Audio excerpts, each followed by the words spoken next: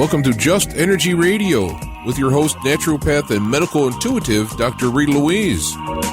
We have learned from Einstein's theory that matter and energy are one. Physicists believe that all systems in nature have their own particular way of vibrating. From the swinging of a pendulum to the waves of the ocean to the light that brightens the sky each day, each of these oscillates at its own unique rate. The same holds true for every thought, feeling, event, or word we speak. Each has its own frequency or rate of vibration.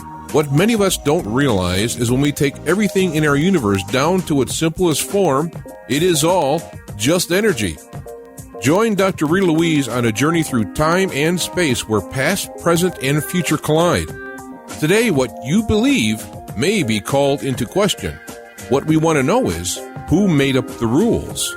Be brave and step outside the box. We are about to turn our world upside down and venture into the unknown. Hold on. We are departing our own beliefs and entering alternative realms. Enjoy the possibilities.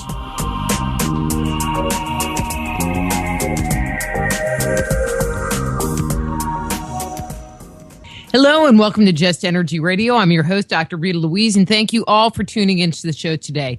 So today we're going to be speaking with a gentleman that I actually met on Lou Graham or Graham Hancock's website, who was just kind of a chatty Cathy. I'll just say that. And we got to be friends, and he is amazing amount of information that he's going to share with us today.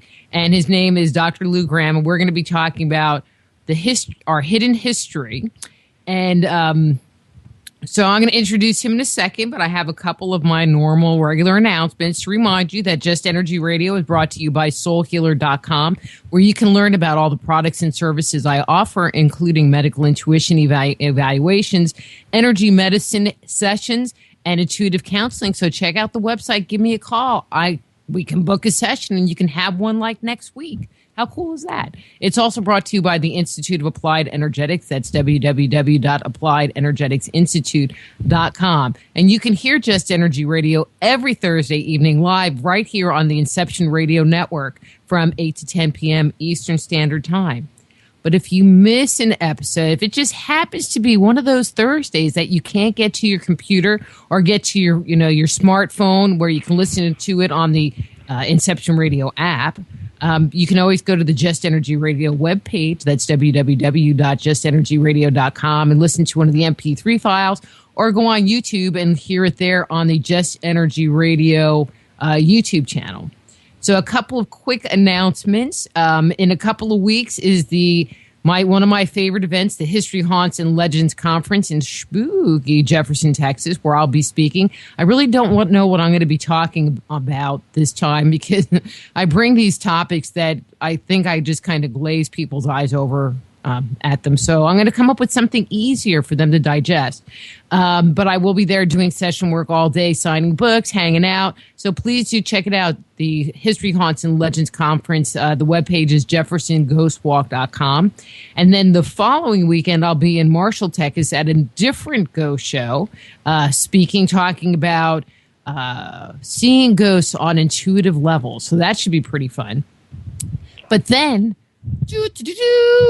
in March of 2014, I was asked to participate on a conference in Cambodia. And so there is the Ancient Mysteries International AM14 conference and tour at Angkor Wat in Cambodia. So I'm sure everyone has seen, if you watch, like History Channel, that Asian site that has those big faces that are carved into the side of the building, and there are like 4 of them on one big building. Well, that's where this conference is being held. The dates, I think, are March 22nd through 30th. I don't have the dates nailed down, but I know it's the end of March. Right now, they're offering a special. I was told, talk about the special. So till November 25th, they're taking $300 off the ticket price. So the full ticket price is like $1,800, all inclusive, does not include airfare. But if you get a ticket by November 25th, they'll take $300 off that price. And actually, I was told today that if you buy a ticket before the end of the month, so by the 31st, they're throwing in some other kind of surprise bonus gift. I really don't know what that is. Anyway, but it will be myself. It'll be Bruce Cunningham. There'll be Stephen Knapp will be speaking there. And then Sasha and Janet Lesson will all be speaking there. It includes everything, your meals, the tours, tickets, transportation. It's going to be awesome. For more information, go to ancientmysteriesinternational.com. That's ancientmysteriesinternational.com. Whew, that was hard. Okay, so let me tell you a little bit about my guest, and let's get him on the air because we have a lot to talk about. Dr. Lou Graham earned his BS degree in psychology from Virginia Commonwealth University. He then earned an MS from the University of Georgia, where he was also awarded a PhD degree in clinical psychology with a co-major in psychophysiology. Dr. Graham's in-depth exposure to multiple areas of orthodox research has been valuable. He has applied that knowledge in this fusion of science and spirituality while integrating finds from his decades of research, travel, inquiry, and sincere seeking to obtain clarity on clues suggested by long-standing esoteric riddles. So the author of Gnosis Forward, Volumes 1 and 2, Weaving Science, Spirituality, and Hidden History into the Fabric of Your Future, Dr. Lou Graham. Hey, Dr. Lou, how you doing? Hey, Dr. Rita. I hope I can match your energy and enthusiasm.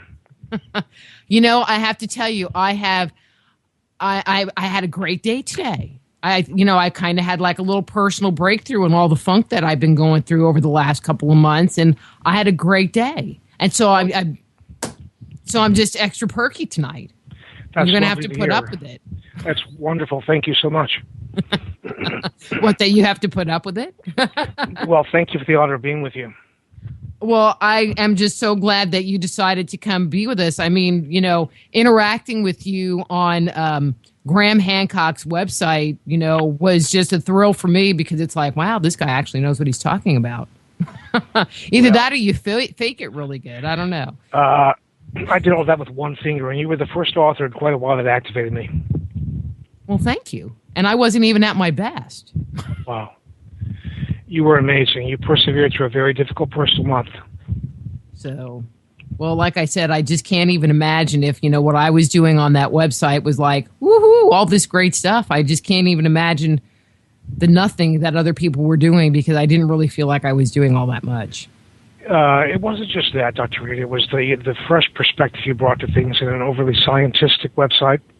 There are so many people on that website that think that they are authorities, and they're materialists, and that they want to have everything proven in the left brain before they'll accept anything as possibly being true. And you brought a whole different, non-apologetic self-expression and different perspective. So it was wonderful. Well, you know, my whole world deals with things that are unexplained, ghosts, psychic abilities, you know, past lives, you know, and so that is my world. That is my reality. And if you're going to say you're full of shit, it's like, okay, but, you know, people pay me money for it. So, well, I always thought people like that were as a result of my scientific training, but it left a huge void in my consciousness. And that's why ultimately I sought out shamanistic training per the description in the first 4 chapters of my book. Or the first book, which is called The Story of How We Begin to Remember, by the way. So let's start here. Let's start here, you know, because you haven't been on the show before. I always like to kind of give my guests an opportunity to kind of just introduce themselves and, you know, and how you got, you know, since we're going to be talking about our past and present and future, you know, how you got interested in studying ancient mysteries, ancient wisdom, and traditions? It's a good question. It started in childhood. When I was about 8 years old, I decided to read the Bible to see what people were talking about. Because I had a mystical experience at age 5 and was just sort of transported out of normal consciousness for 4 to 6 hours. And I went to look to the Bible to find out what that book could tell me about all this. What I found was that there was some really interesting stuff there, but there were some ponderous, unanswerable questions. The most interesting stuff was in the book of Genesis and the first book of the Torah. And the most captivating material was in the last book of the New Testament, the book of Revelation. Now, as a result of those interests, I continued to study for years and decided that like most left-brain, westernized people, that the answers had to be found in esoteric science. So I undertook scientific studies, starting at undergraduate school, through graduate school, on through a postdoc at Stanford University in the School of Medicine, and ultimately came up with a feeling of emptiness, that something was missing. And that's how, by a bizarre series of synchronicity events, I ended up apprenticing for 13 years with a Huna and a Native American priest, or kahuna.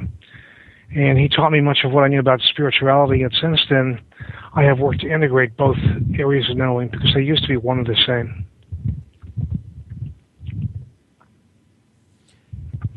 I'm sorry, Dr. Rita. No, go ahead. I also traveled the world for many years, meeting with strange people in different places. Now, most of them were sources of disinformation, but a few were really quite helpful. For example, there was a lady that discovered a book in Lebanon in the 1940s. There was a handwritten volume from the 13th century that summarized the teachings and practices in the mystery school of Pythagoras that was established in Croton, Italy. And one discovery led to another. I finally made contact with people that I can't really describe in depth. I could, but I've committed that I won't. Do you remember de Medici in Middle Ages, the guy the Pope killed?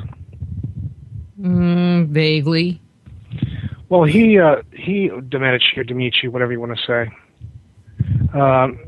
He established a mystery school that Renaissance people like Michelangelo attended. Mm-hmm. Those particular kinds of learnings continue under the radar today. And I met people who had studied at places like those, places you've never heard of, institutions you'd never see on the internet. And they gave me some hidden information that allowed me to holistically fuse mathematical science, scientific observations, unwritten human history, hidden lore, all in one fell swoop. So that's the story of how all this came about. Now, in the 1990s, I was convinced the work was coming to an end, so I began to try to summarize it. And I always knew, for whatever reason, my entire life that I'd be dead in 2001. So I began to try to leave things behind. It was so much to explain. And then on September 11, 2001, I had an opportunity to board a plane that would have taken me from, in theory, Boston to L.A. That plane crashed into the South Tower of the World Trade Center. Now, I had a strange intuition in which I felt sick to my stomach standing at the ticket counter, and I refused to take the flight. That kept me alive. But I had given away most of my money, had gone from very wealthy to, at least in my terms, to much poorer, and was suddenly left with this question of, what do I do now? My lifestyle's going to change. So I threw myself in earnest into writing these books after that. Then the following winter, I had a near-death experience in which I was out of the body for what seemed like months. It was probably no more than 15 minutes. And had a chance to choose whether to go back to the body or to remain in that beautiful place with that fantastic music and those beautiful beings and loved ones and everything else. So I asked to see the future. And when I saw the future, interestingly, it flowed from right to left like Hebrew or Arabic script, and it flowed from low to high. I asked two questions. Show me the future if I stay in this beautiful place. I saw it, and I saw that there was a redundancy plan in place so that I could leave and someone else would pick up the work. When I asked to see the future if I went back to the body, I realized it was going to be real hard. And with the resources and love and the instant answers that existed there, I made the choice to get back into the body, at which point I was back in my body, and I said to myself, oh, that was a mistake. 10 years to the day after that experience of 9/11, I got a brain blood clot and lost a major chunk of my brain. So I'm paralyzed now mostly and have difficulty talking. I'm sorry if my speech is not understandable. But at that point, I knew in earnest that this book that I'd written in 2009 needed to be updated, so I wrote a book called Gnosis for 2012 onward. And that was designed to summarize all this esoteric information, hidden information I accumulated and put together over the years. It was also intended to reassure the world that we were going to be fine after December 2012. And that we had nothing to worry about. We were entering a new solar age in which things would be profoundly different. It would be an age of individual accountability and responsibility, not a Save the Whales group project. And that's where the books came from. So I put the books up for free on Graham Hancock's website last year, and it was authored the month before you. And about 2,500 were downloaded, so I know the word got out. And I hope in some way I contributed to the world transitioning that time with grace and ease. After that, I rewrote the books with one finger sitting in a wheelchair. And the new series is entitled Gnosis Onward. It's available on Amazon and on my website at a discount. They're essentially is really generous. And the ebook is available for $2.99 for anybody that buys the print copies, which are expensive because they're large, full-color volumes. They're about $30 each. And as a result of being on Graham Hancock's website, I followed the authors of the months and had occasional commentary. But when you came on, Rita, it was a breath of fresh air. In a nutshell, I hope that's the story. Okay. You know, and I want to go here. You know, you said that it is, you know, 2012 was the beginning of a transition, but it seems like at this point in time, we are in a phase where there are a lot of bumps and banging, and it doesn't feel transitioned. You know, it feels like more of the same. And I would just like for your comment, I mean, is this transition, is this new age, this new feeling, something that we're actually going to experience in our lifetime? Or is it something that it's going to take 100 or 1,000 years for us to actually move into that energy? No, at most the transition period is 40 years, from 1992 to 2032. And in the ancient understanding of the way things happen, there was always a conception and a gestation phase for any cycle of time. We're still in the gestation phase. At most, it'll go on to 2032, maybe 2022. The old age is going to stick around for a while. It's going to go through its death throes. And this is a time of radical personal accountability in which each person can move forward, but society collectively can't do it like we did in the past. Political solutions and group movements are the thing of the fifth age, the one that just passed. This is a whole different time. Okay. I'm not sure. I don't know. It just doesn't feel like that yet. You know, it just feels like that. Yeah, you're right. You know, and it's just like, I mean, because people are like, well, I thought we were supposed to have this transition. And from my perspective, it's like, well, it just seems worse. But sometimes you have to hit the bottom of the barrel, or what seems like the bottom of the barrel, before you can start moving forward. You know, and so it just makes me wonder, you know, did we hit the bottom of the barrel? Well, we hit the bottom of the barrel in the last stage, the age of the sword. Right now we're in a transition period in which the wise Mayan elders I studied with years ago said would be at least a 20-year window of rotation or transition. And we're in the middle of it, but it won't happen to society generally. It'll happen one person at a time. You can't make the choice for people, but you can be a sail breaking the wind for those behind you. Mm-hmm. So do you think that there's going to be a breakdown of our contemporary, and I'm going to say social structures, as far as like government and politics and that kind of thing, and something new come out from underneath it? Well, central command and control government is a thing of the past.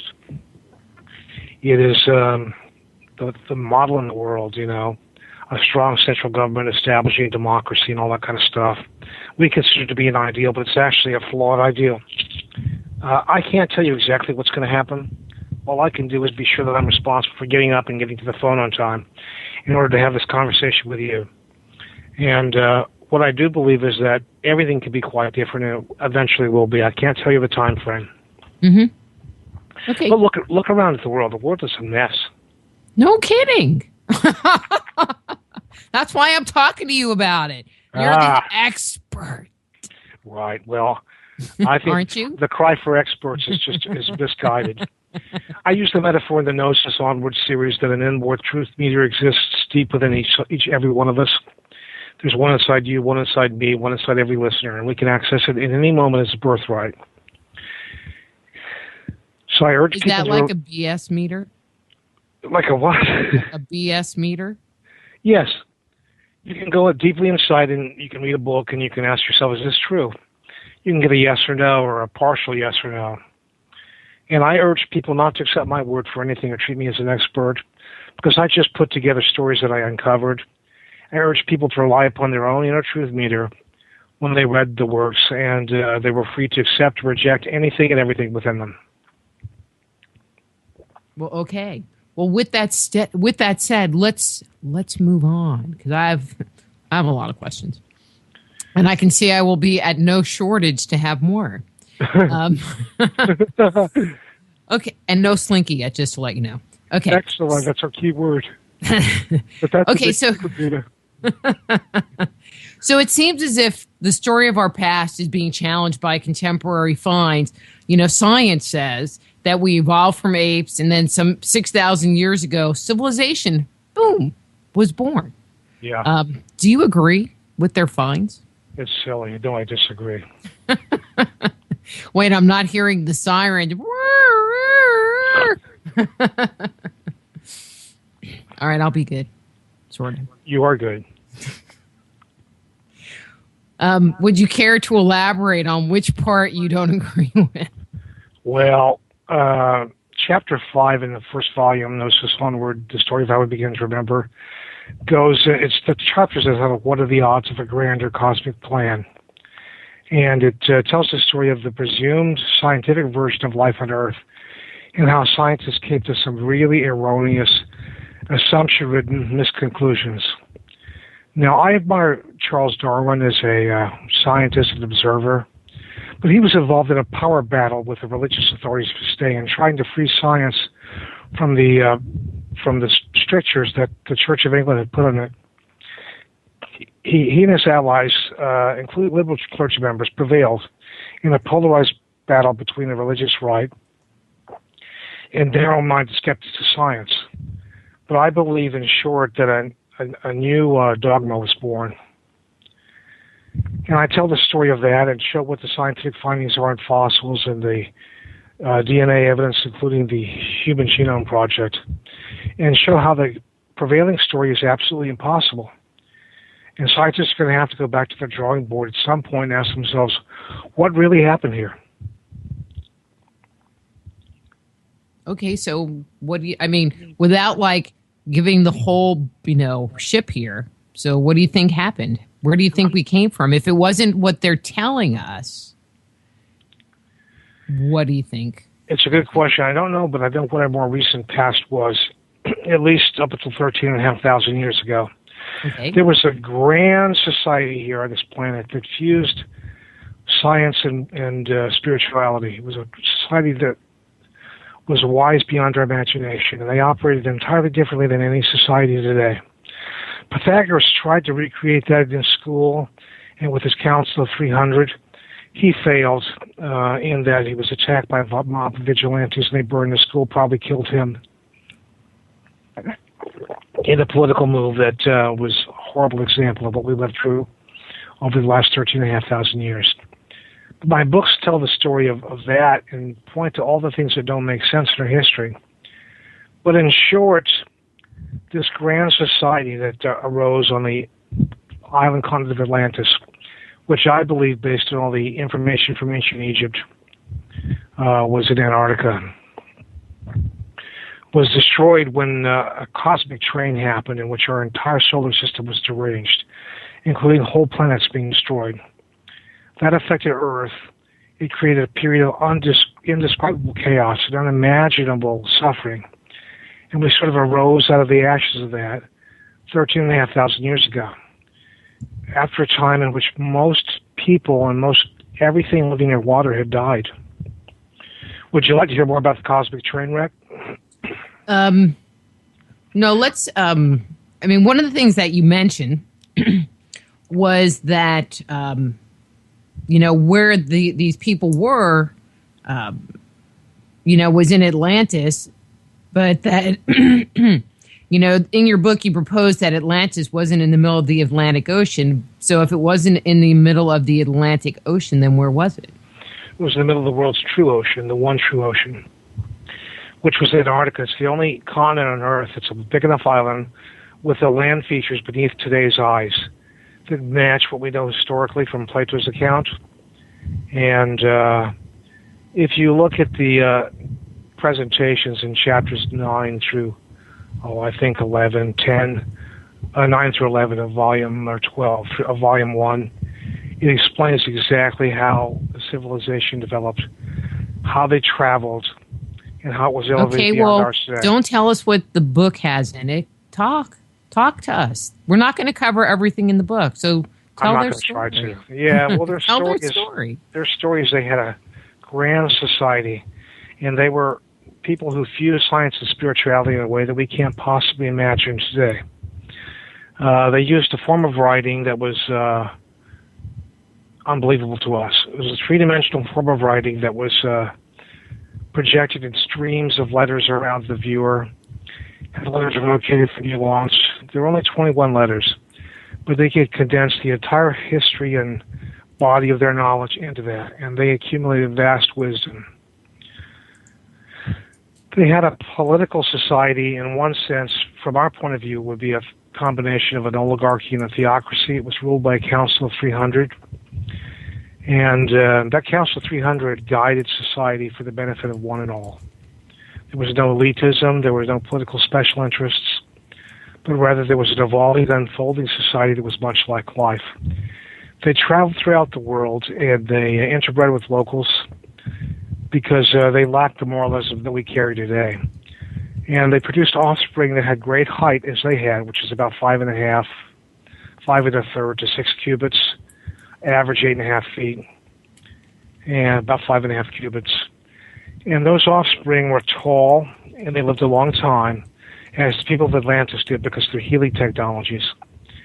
And the result was a group of people that the Bible refers to as the sons of God, when the sons of God going to the daughters of men and marrying them, producing fantastic offspring. Well, we're going to come back to that. I have a whole separate question. We'll get in a little debate on that one. Let's come back to that. Sure. Yeah. So, so this place where they were, it sounds kind of like the Garden of Eden where everything was good. I mean, I know that like in South America, in Peru, there were reports that the conquistadors, or the rabbi, not the rabbis, the missionaries, the rabbis. Anyway, yeah, came back with with the population saying that they had plants that grew overnight or grew in a week, and they were like it can't do that and blah blah blah blah blah. But you hear stories of this Eden-type place where plants grew very quickly and things, seem miraculous in our viewpoint of the world. Absolutely. Well, they had a psychic science that has been lost mostly to us. But they did the same kinds of things the folks at Findhorn in Scotland did, which is to give life force or psychic energy to plants to help them grow. Now, how did they learn this? As you know from the AOM board at Graham Hancock's site, that the survivors from the Great Flood, that they knew, which puzzled the Christian missionaries. But the survivors said that the people from that society said survivors came from the south after the Great Flood, which is where the tip of South America almost touches Atlantis. And those people passed their knowledge along to others. Now, how long ago all the great monuments and massive megalithic structures, huge stone structures were built? How long before or after that, I can't say for sure. But if you visited those places, you know what they look like, and you know that they defy ordinary description and imagination in terms of origin. So how long ago do you think this civilization was there? I mean, when it ended, or you believe when it ended. Do you have any thought, theory, speculation? You can put it out however you want as to when it started. My personal speculation is it was at least 100,000 years. And we know the end date from the school of Pythagoras, who taught that it ended with global cataclysms 13,500 years ago. Now, few survivors. Okay, so I don't understand how that came from Pythagoras. Explain that to me. Pythagoras studied with Egyptian priests, and he went throughout the ancient world to various esoteric centers as far east as India. And he came back and he taught his students in Italy. He didn't return to his native Greece. It was ruled by a tyrant. But he taught them in a mystery school in which he always spoke at night behind a closed curtain, probably because he had made promises never to transmit these teachings to another person's face and never to let them see the light of day. But we know what he taught from various sources, including secret societies and the work of Manly P. Hall, who wrote The Secret Teachings of All Ages, and the book that was discovered in 1949 in Lebanon that I mentioned to you. Okay, so there's that piece of information, and where I kind of get a little bit stuck. Okay, so remember I said that we're going to have a little debating going on here. Sure. Where I kind of get stuck with that date, I mean, I realized that something happened, 10,000 BC, because we have the mammoths that are frozen and, the die-off of all the megafauna that happened at that point in time. I mean, there was something that happened at that point in time. But with the end of Atlantis, where I kind of get stuck is when you start looking at populations like in Australia, they were not even to 10,000 BC technology. Their culture dates to a much earlier time period. Yeah. As far as learning. And so, you have these cultures that kind of fall out. What do you do with those? How do you put those into the whole mix? Well, the people in Australia were primitive people who had occasional contact with the Atlanteans, because before they traveled in Antarctica, they were less interested in colder parts of the world, and the world was positioned differently. The crust of the Earth slipped during the cosmic train wreck, and everything shifted as a result of that. That's how Antarctica got to be covered with the polar ice that crushed its temples and civilization and hide it all. So the people that were in Atlantis survived in two ways. A few got to South America or traveled from the southern tip of South America, but there was an outpost in Egypt. In that outpost in Egypt, they nurtured their knowledge and wisdom for a long time before eventually cultivating the Egyptian priesthood. And they passed along their knowledge to the priests, who the Egyptian priests adamantly said, this is not our information. This came from the survivors of the lost high civilization that Plato called Atlantis and Pythagoras called Antarctica.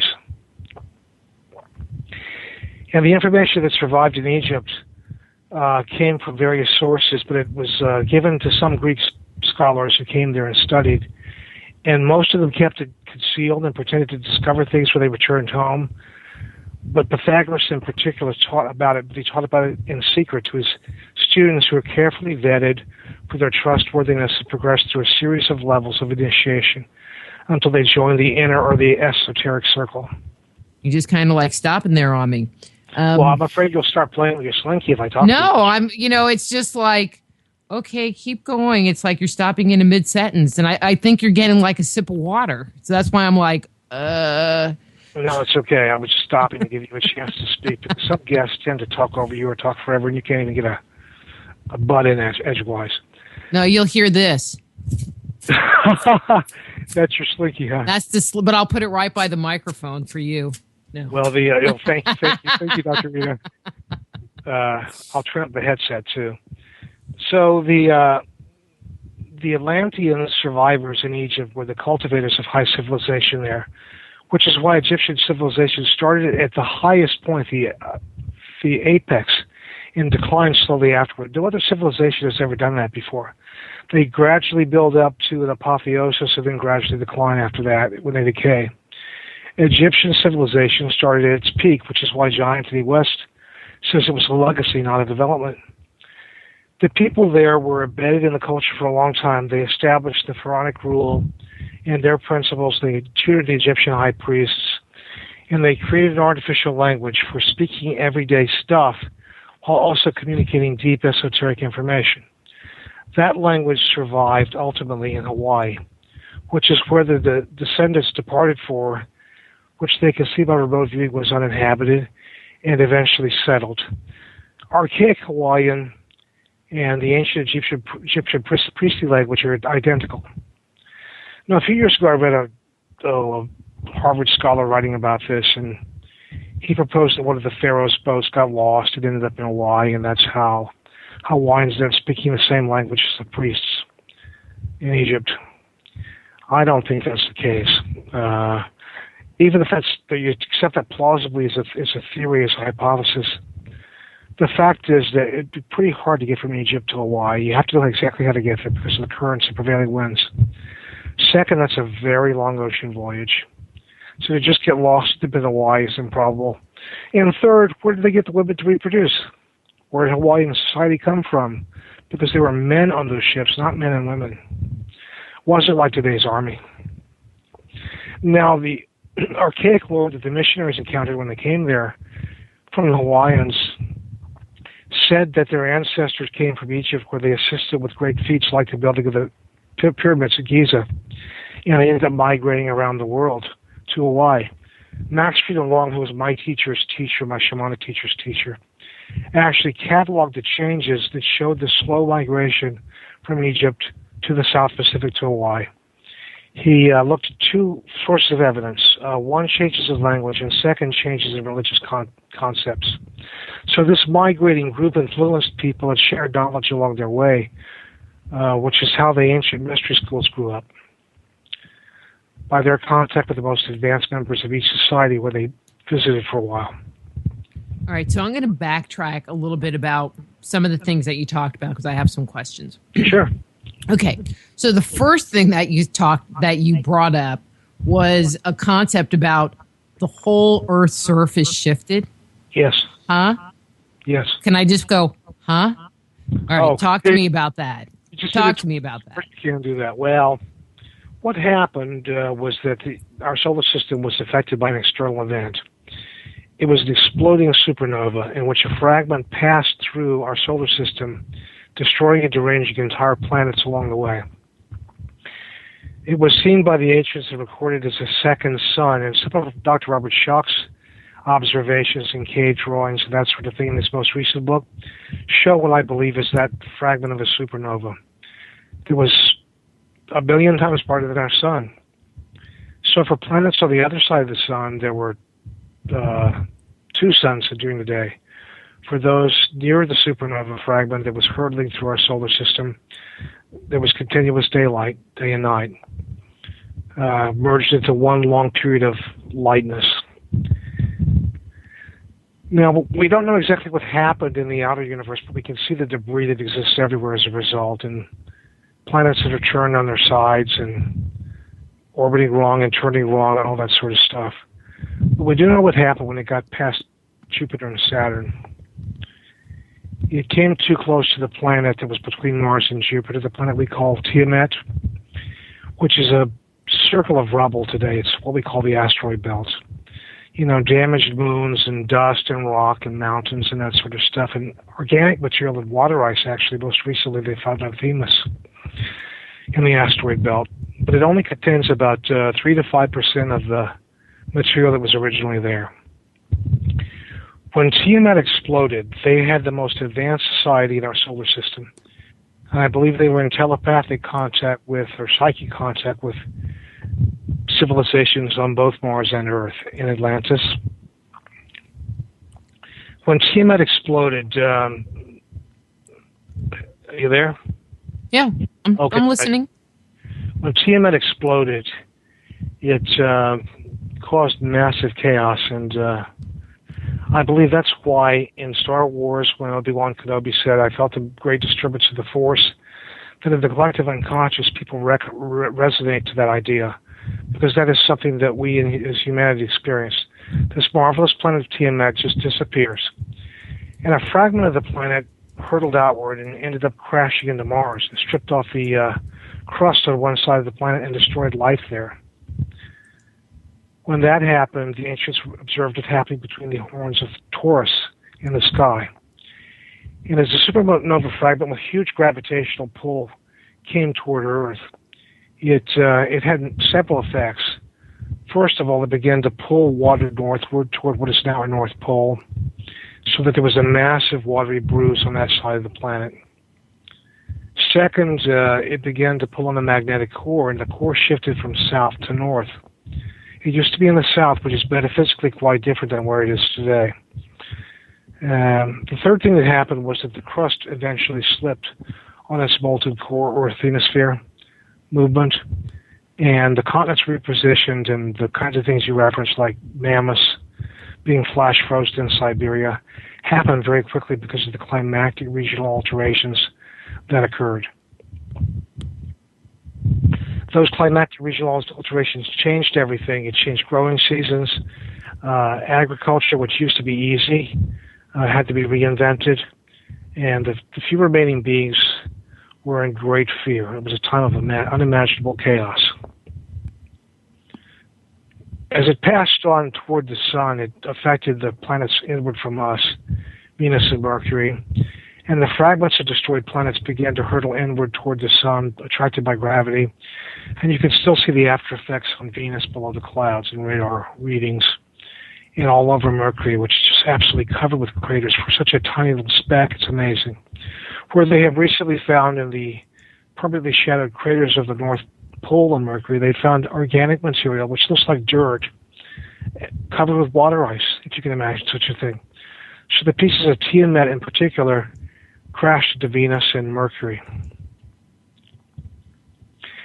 A piece of Martian crust that was blasted into space actually landed about 13,000 or so years ago in Antarctica, and that is the meteorite that was discovered in 1984, said to be from Valles Marineris, which is the deepest crater on Mars.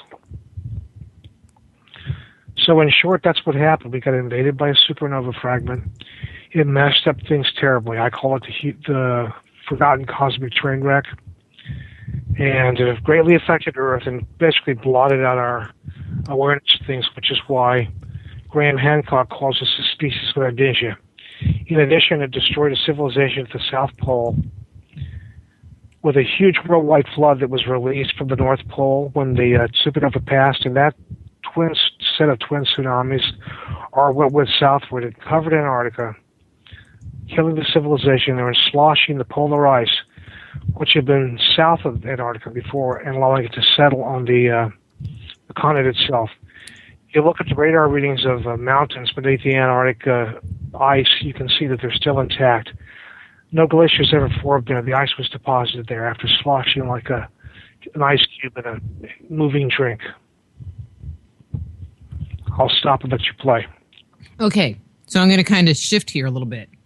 So you talked about this originating culture being in Egypt, but Egypt, at their high point, they estimate, are the current, let me ask this differently. So do you believe that the pyramids, for example, and the Sphinx were built in 2500 BC, or do you think they're much older? Well, the Sphinx is obviously much older. Personally, I believe that Professor Robert Temple has it right about the age of the Sphinx or the use of the Sphinx. The Sphinx, remember I said that any cycle of time begins with a conception and gestation phase? Mm-hmm. The Sphinx was built to celestially mark the first time, which comes after the conception and gestation phase. It's the second phase of time. It's the birth phase, not the beginning of life in a time cycle. And it was part of a reincarnation process to which the Atlantean survivors committed. Because there was so much oxygen gone from the atmosphere as a result of the supernova fragment burning up oxygen and Lord knows what else, lives became terribly short, and we were stuck with this free oxygen radical problem we have today. So they systematically undertook a reincarnation program to rebuild the world, discover agriculture, regather their knowledge, and commit it using the few tools they had available to writing. They invented a form of writing that I've discovered in multiple places that most people think is chicken scratch, but it's a two-dimensional form of their original three-dimensional writing that's circled around the reader, shall we say. And that's called Gut or Goat. I call it Goat, but the pronunciation, the English spelling are open to interpretation. The 21 letters of the alphabet are displayed, but not the original unlocker symbol. I'm not aware of that having been ever committed accurately to two-dimensional text. And that was the writing they used that linguists say was the earliest form of proto-writing that's been lost to us. Because other people copied the markings, but they used that writing to keep their information alive until they could invent a language that they used to teach the Egyptian priests, which was the language that had a surface meaning, a subsurface, and a deep esoteric meaning. Mm-hmm. So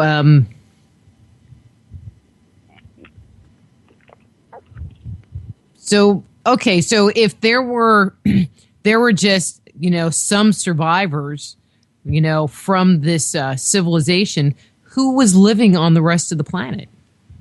Well, there were the remaining humans and some animals, and there was death everywhere. Corpses decayed everywhere. But humans have been on the planet for a long time. And the Atlanteans, however they developed their high civilization, interbred with them and knew them well. But there were all kinds of humans here. Most have died out. But the Atlanteans eventually interbred with Egyptians, and that was after they realized that they would have birth defects from intermarrying with each other. They didn't have access to the healing technologies of their destroyed homeland. Some of those birth defects even show up in the studies that have been done of the Egyptian pharaoh mummies. King Tut, for example. And they cultivated the lineage of Egyptian pharaohs, and that lineage was one in which wisdom was kept alive for a while. Now, why were they there, I guess, is the important question I skipped over. There was an outpost in what we call Egypt today, long ago.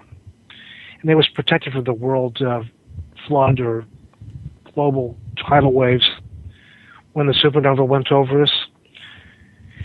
And that's where they stayed for 1,000 years initially at the conception phase of the previous age, the fifth age. They called that period the time of truth. And it's where we get this idea of, what do they call that? The millennium of peace in the Bible. That was their time of truth, where they thought consciously and meditated with great awareness of how to rebuild the world after this vastly and unimaginably destructive event. So the outpost became their place of living for a while. Mm-hmm. After that, they ventured forth and began to rebuild the world. And one of the places they built, which was part of their search for regional food sources and animals that could be domesticated, is at Göbekli Tepe, which is written about in Volume 2 of the book. Okay, but Göbekli Tepe has been dated to, 10,000 BC. So would that mean that Egypt and, minimally the Sphinx dates back prior to or around that time?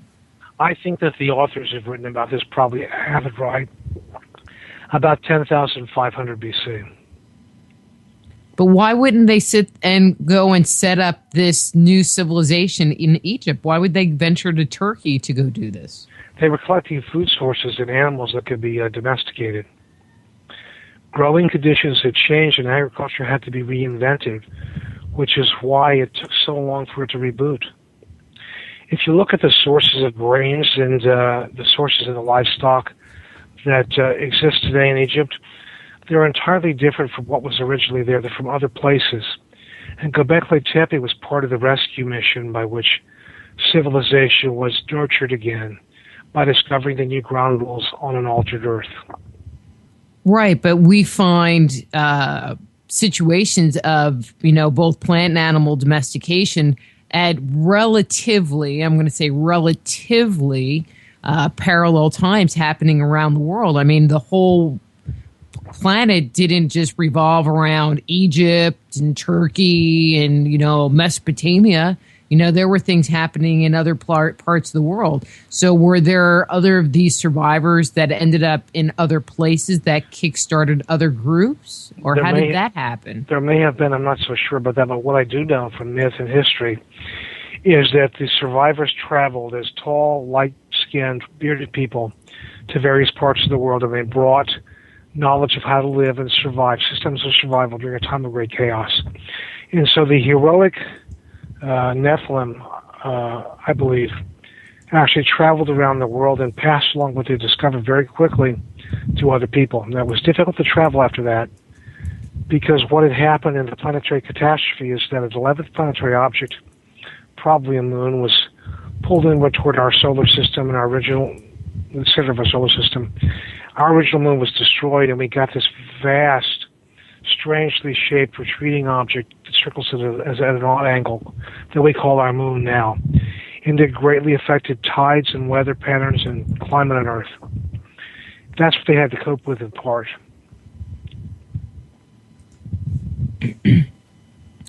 All right. So, I mean, because, one of my big areas of research has been looking at parallels around the world.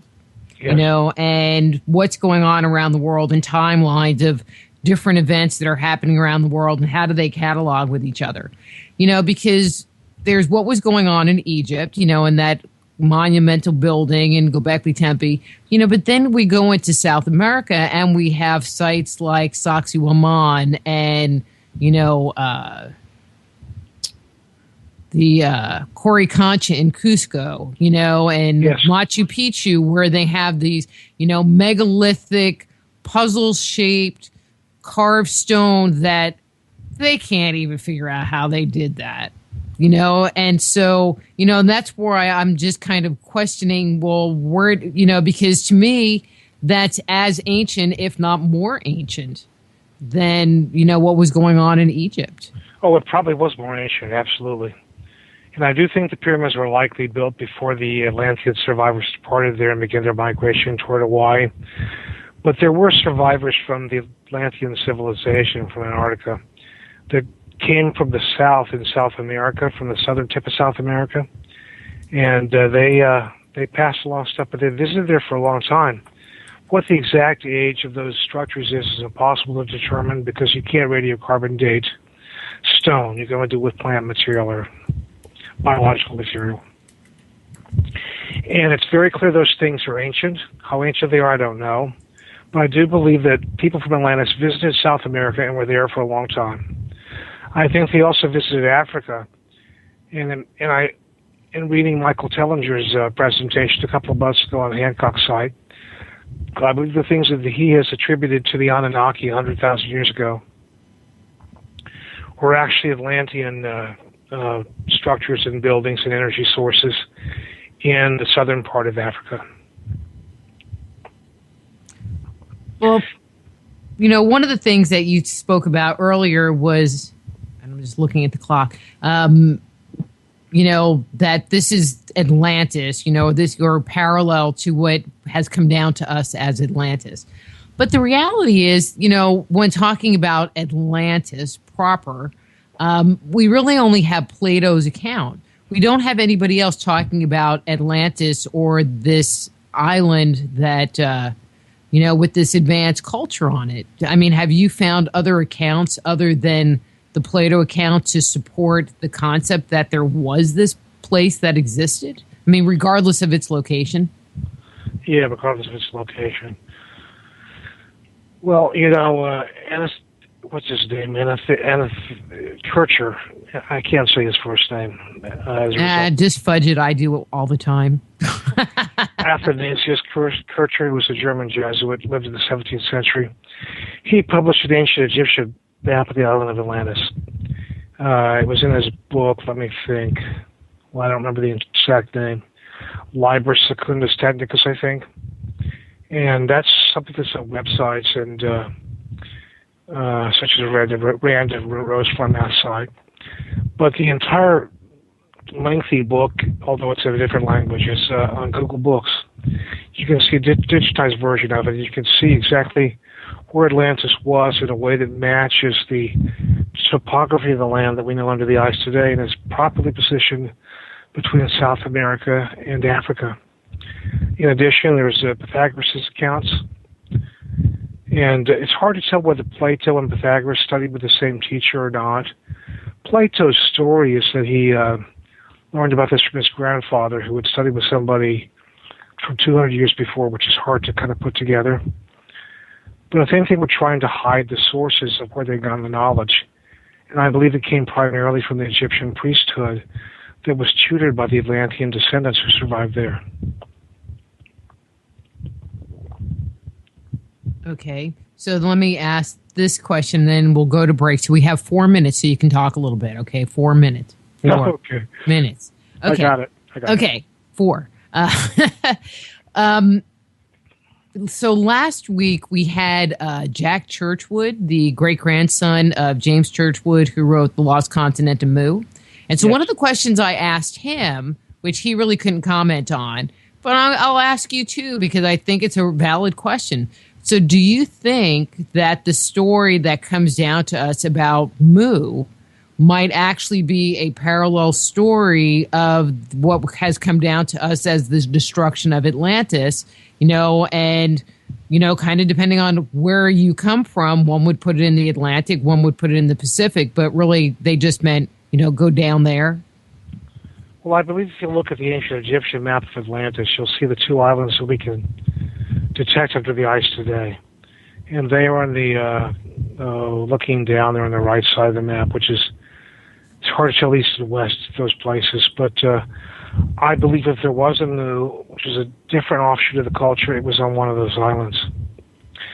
And they were affected by the same thing that destroyed Atlantis, which is a twin set of global tsunamis that covered the place with water, dislodged the polar ice cap that was floating on the ocean, and allowed it to land over the whole area and obliterate it overnight. Now, I know nothing about Mu personally. It's not mentioned in Pythagoras' secret teachings, but my intuition resonates and says there was such a place that was less scientifically oriented and more values-oriented than the Atlanteans. And I believe it was probably a rebel society, shall we say, or a divergent society that was formed of Atlanteans or an intermix of Atlanteans and others. And they established their own kind of island of sanity there. So one of the things that we do hear about in mythology, and you've kind of alluded to, no, you know what, I'm going to shut up. I'm going to take that question after we come back from break. We have 2 minutes. Not according to my clock. Okay. So let's go to break. So I'm Dr. Rita Louise. We are talking to Dr. Lou Graham about his book, Gnosis, Moving Forward, Weaving Science, Spirituality, and Hidden History into the Fabric of the Future, or Your Future. And that's volume 2. Volume 1 is the story of how we begin to remember. And we'll be back with Dr. Lou after these words from our sponsors.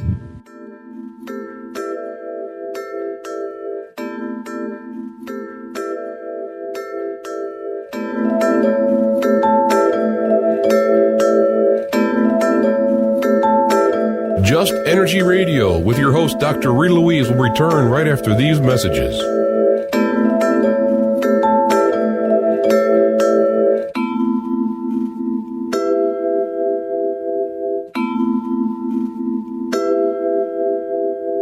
You're listening to IRN, the Inception Radio Network, Chicago, Illinois.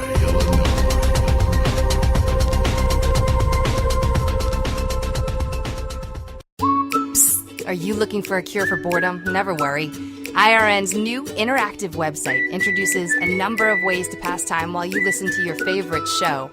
Choose anything from the IRN Chat Lounge, the Game Lounge, Video Lounge, or the Mood Lounge. These fun, exciting features let you chat in real time with fellow listeners, view live skywatches, play daily posted online games, or Pick a show based on topic. The choices are endless. Use your time wisely, keeping it all on IRN. Move past the crossroads in your life and discover alternative solutions to your deepest concerns at soulhealer.com. So whether it's a physical problem, an emotional issue, a question about work, or troubles in your relationships, naturopath and medical intuitive Dr. Rita Louise can help you. Bring peace, harmony, and health back into your life. Schedule a session today. Visit soulhealer.com right away and live the life you've been dreaming of. Don't have a computer?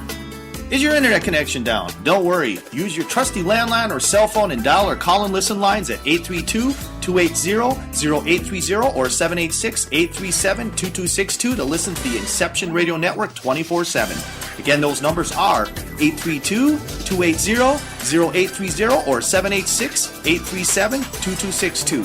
For the Inception Radio Network, I'm MJ. Who were the gods of antiquity? They've been described as the forces of nature, levels of consciousness, and aspects of our psyche. Stories that depict their incredible weapons, their flying machines, and their amazing adventures are characterized as being the product of our ancestors' fanciful imaginations. But what if the tales of the gods are true? Did the writers, chroniclers, and scribes of our distant past actually document a realistic view of our origin? My latest book, Man-Made, The Chronicles of Our Extraterrestrial Gods, looks at our most ancient legends. Learn of the torrid romances, elaborate plots, violent scandals, and conspiracies that played out in antiquity. Find out the role the gods played in the life and culture we have today. If you want to find out the truth of who we are and where we come from, order your copy of Man-Made today. For more information, go to www.manmadethechronicles.com. That's www.manmadethechronicles.com. Hello, Inception Radio Network listeners. This is Amanda. Remember, you can take your Inception Radio shows on the go. Just download the Inception Radio Network app for your iPhone, iPad, or Android smartphones and access live shows, past shows, guest lineups, and much more. Just visit the iTunes Store or the Google Play Marketplace and download it today for free. Go deep inside yourself and venture into the realm of the unconscious mind with my Meditating on the Kabbalah guided imagery audio CDs. Discover who you are and what you want in life. Meditating on the Kabbalah can help you to open, clear, and revitalize the energetic pathways of your subtle being. They will support you in your spiritual quest by helping you to access the profound insights and inner guidance you need as you work in alignment with your highest good. Let them help you to release negative thoughts and emotions and clear away any limitations that may be keeping you from experiencing your full potential. Walk down the path to health, healing, understanding, and enlightenment with Meditating on the Kabbalah. Order your copy today at www.soulhealer.com. That's right, that's www.soulhealer.com.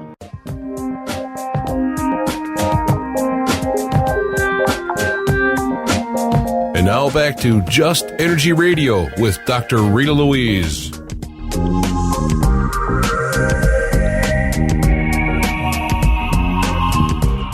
Hello and welcome back to Just Energy Radio. I'm your host, Dr. Rita Louise, and thank you all for staying tuned to the second hour of the show. We're here talking with Lou Graham about his books, Gnosis Onward. But don't forget, Just Energy Radio is brought to you by soulhealer.com and the Institute of Applied Energetics. That's www.appliedenergeticsinstitute.com. And you can hear us live every Thursday evening from 8 to 10 p.m. Eastern Standard Time here on the Inception Radio Network. So, Dr. Lou. Yes. Before we went to break, I was going to kind of go back and talk about the culture that was, and I'm just going to say on Atlantis, just for simplicity's sake. You know, and one of the stories that you hear, and this comes more, I'm going to say, out of Native American culture, but you do hear it kind of in other cultures as well, but more prominently in Native American cultures, is that, you know, during the First Age, you know, or way back when, I'm just going to say it that way, way back when, that we were able to communicate with the animals, and we had, I'm going to say a much more psychic existence on the world, on the planet. And there are some people that suggest that the reason we don't find written language was because there wasn't a need, because information was transmitted telepathically. So in your research about this community that was living on Atlantis, would those theories that have come out of these other indigenous cultures be supported? Yes, it would be, very much so. People are naturally psychic, and Atlanteans were no exception to that. We are today, but our heads are so well developed that we are mentally smart and psychically uneducated. That's how they caught animals, trapped animals. They invited them to join their societies. They never hunted them in a game of deception and pain. That's how they knew each other's hearts and minds and had such a well-functioning society, because they simply knew what people were thinking, and deception was unimaginable. That's why their politics were so different. If you can't deceive and you can't argue something from a point of view for effectiveness that you don't believe, it just won't work. So what do you think? What do you think happened? I mean, was it because there wasn't enough culture? Was it because now these few people are teaching, these humans that were, left on the planet this information, and there just really wasn't the capacity to do it? I can understand. I can understand why you would create a written language so that you can document some of the history that you can and may be losing. But, why would it go away? Well, I think that the world and the remaining inhabitants contracted to a deep state of fear. Fear was the underlying primary emotion of the Fifth Age that we just left.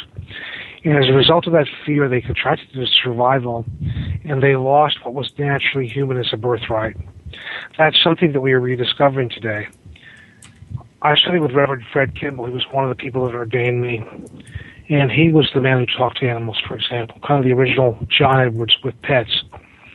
And the psychic abilities that Fred had and taught were amazing, but they show that animals have a very sophisticated consciousness, and he learned things that you shouldn't be able to learn from our intellectual point of view. That's the kind of faculty that we all carry with us, where each of us is like a salmon that can find its way back to the very spot at which it was spawned. Hence the word gnosis, which is a Greek word which means inexplicable knowing by contact with the spirit world, is the title of the books. So that's my point of view. Okay. So let's move on to, so we have 50 minutes, Lou. So let's flush this out.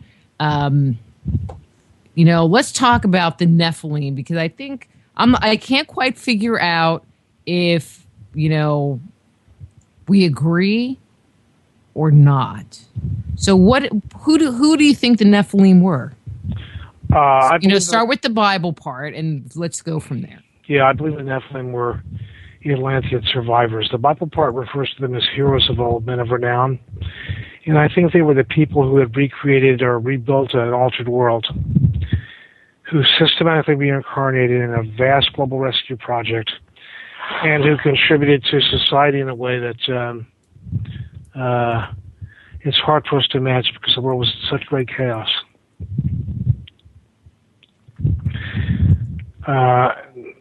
There's also another story in the Bible when Moses sent a group of scouts out to the Promised Land, or their Promised Land, which is the term he'd adopted from the Atlantean survivors, who always called Hawaii the Promised Land before they migrated there. Moses expected to find them in Canaan because that was the direction they went in, but they weren't. And when his scouts went to Jericho, they saw very tall inhabitants in a cyclopean stone city, and they came back shaken and absolutely terrified. because they saw the Nephilim there. Great height had survived as a genetic quality, and the Cyclopean stone structure had to be impressive to them. Moses didn't make any comment because they decided we shouldn't attack. The migrating tribe should attack. But that's who I believe they are, or were. There's a lot of New Age stuff. There's a lot of information out there about the Nephilim being involved in cosmic celestial warfare, that sort of stuff. Those kinds of things may have happened, but I don't have information about them. And I've seen your YouTube video on the Nephilim. It's very well done. Thank you. The information I have says that there's a happier part to the story, regardless of any other psychic battles that may have happened. So, that's my view. Okay, and the happier part of the story would be? They rebuilt an altered world, preserved our knowledge and wisdom, kept it alive in the Egyptian priesthood that influenced various secret societies today.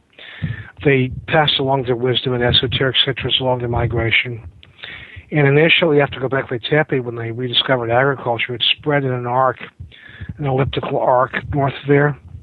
They also took it immediately to various parts of the world and transmitted the systems of survival to the survivors in those places, probably including Central and Latin America and perhaps South America. So, I see the Nephilim as easily misunderstood and confused with other parties, but I believe Moses was right. They were heroes of old and men of renown. But if the bulk of the Nephilim were annihilated with the flood, so are you just talking about some remnant pockets that were left? Yes, particularly remnant pockets in the Middle East. Those were the people that the Bible talks about. It says that they were still there before and after the flood, including the high priest Melchizedek, who didn't even get in the ark, but somehow magically he survived and was around for a long time. Abraham even went and paid tribute to him. So I believe that priesthood, that existing pre-Hebrew priestly order, was a surviving relic of the culture of Atlantis, yes. So you don't believe that the Nephilim were the offspring of the sons of God and the daughters of men. You believe that they were something else. I believe they were Atlantean outpost inhabitants. Yay! I love you, Lou. I get so much crap from people. It's like, that's not what the Bible says, or that's not what what do they throw at me? They throw at me the Book of Enoch, which that's not even what the Book of Enoch says. No, you're right. Depending on what translation I guess you're reading, it maybe would say that. And I'm like, well, really what you're talking about is the Book of Jubilees. So if you're going to start slamming me with stuff, you need to pick the right book to slam me with. Thank you very much. It would be Jubilees, not Enoch. Yeah, you're absolutely right. And people are easily agitated into alarmism and fear and judgment, as you well know.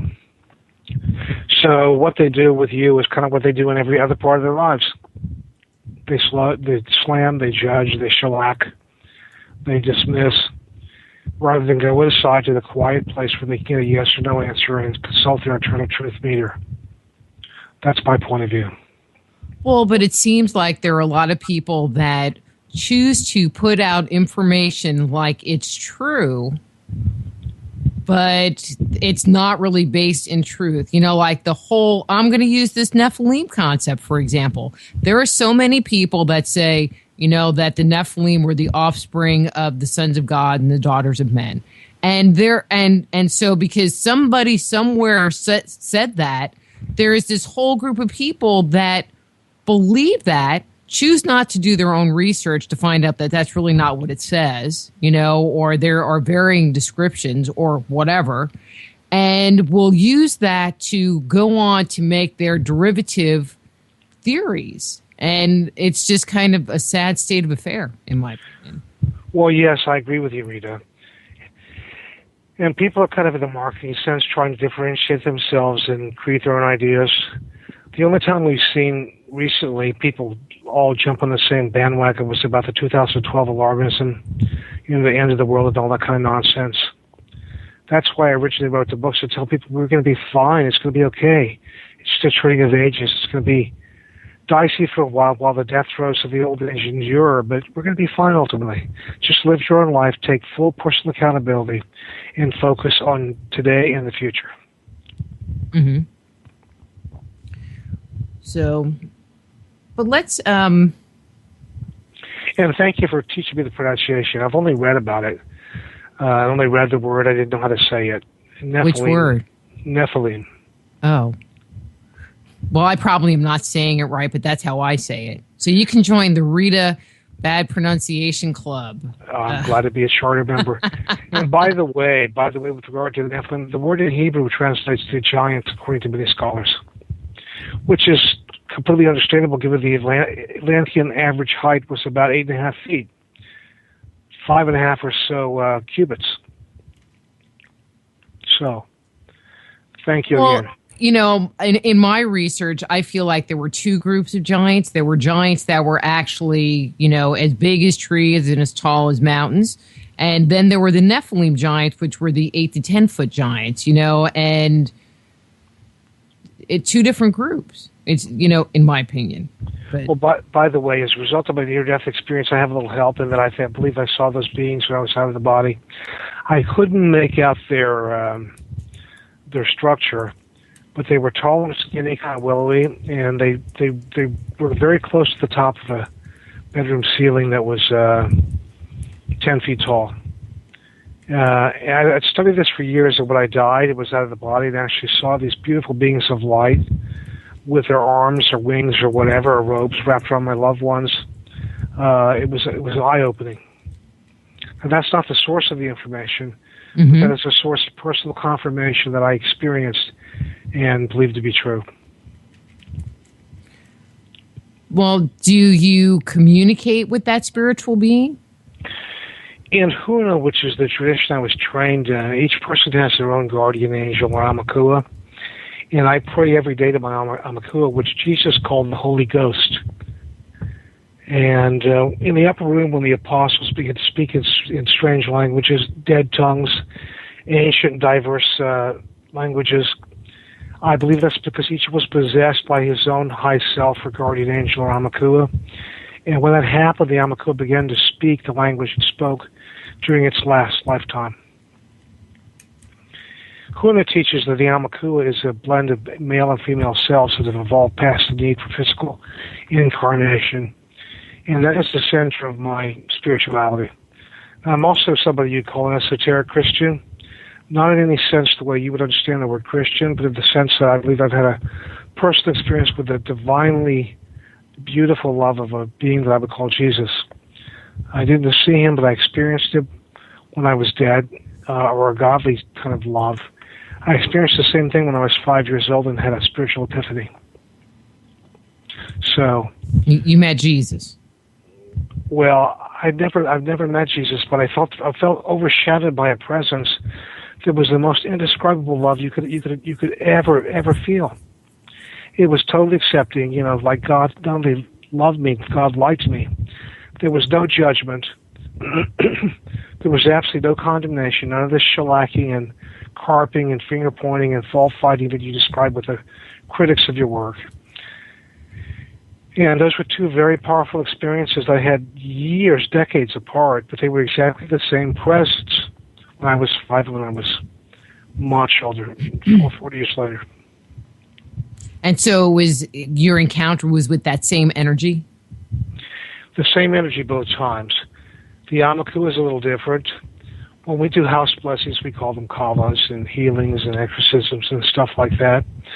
The key is to be possessed by your Amakua, by your guardian angel or high self or the Holy Ghost, because that is your one fail-safe spiritual protector in dealing with the psychic and spiritual world. The Amakua is an utterly trustworthy parental spirit, not incarnated, but caring about and following every movement in our lives, arranging coincidences to remain invisible, give us the power to choose, but being present whenever it's sought and given life force or mana through a prayer ritual that I did this morning. Well, okay. So in the material that you've generated, I mean, did any of it come from spiritual sources, or is it just come from research that you've done? It's all from crazy worldwide research. I deliberately left out the spiritual sources because, first of all, it's hard to know what's true in that area because there's so many people that are very convinced of stuff. They're absolutely rock certain that whatever they know and it's true. Spiritual sources in the sense of my teacher was a kahuna, and he was extremely adept in archaic Hawaiian, which was the Egyptian priestly language. And in translating and understanding archaic Hawaiian, it's been basically lost to us. There's a huge amount of information about worldview, mindset, inner views of reality. And if you consider that a spiritual source, I would call it more of a linguistic one, but I would say yes, in that he was a spiritual person. And he spent years as the last student of Max Freedom Long, researching and carrying on Max's work and extending it. And he shared that life's work of Max Freedom Long in his own with me over a period of 13 years. So that's a qualified no. Mm-hmm.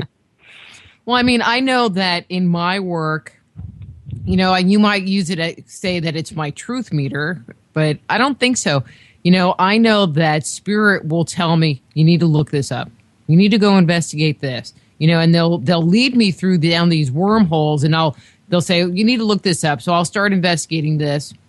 And then, you know, I'm digging into this. Well, then I find some little tidbit, and it's like, so, you know, it kind of takes me into all of these different places, which if I wasn't listening to those little bits of insights and wisdom, then I don't think that it would be as complete and as full. I mean, do you find the same thing? Yes, that's certainly a credit to you. To follow the intuitive breadcrumbs and to get on the trail of something and discover something you didn't know before is wonderful. It's not the source of the information, but it's the support and gentle nudging guides along the way. But you have to seek it and be open to it. It won't happen unless you are. Well, sometimes it's not so gentle. If you're really open, it won't be. You'll get absolutely presented with something that's impossible to ignore. Mm-hmm. So, let's go back. We're going to just kind of jump around here a little bit. Sure. So, would you say that that we are descendants of the Atlantean race? I mean, there's the what they gave us, you know, our inheritance, but then there's actually being descendants. You know, do you think that we are, in part at least, descendants of this Atlantean race? It's hard to know what the nature of the gene pool has been over the years, but I think if so, it's greatly diluted. I believe, however, we have access to the same spiritual birthright those people cultivated, developed, and relied upon. And that's what I seek to do, and I know you do too. So okay. Onward. Well, okay. Does that make sense to you? Well, I mean, it makes sense to me, but it was like, wow, that was very fast. Oh, I'm sorry. Rita, I think so much faster than I can speak with my damaged muscular control. Thank you for telling me that. I'll slow down and speak more clearly and comprehensively. But, most of them died. Most of them died. The few that interbred with Egyptians and locals along the way were primarily in the Middle East through Asia.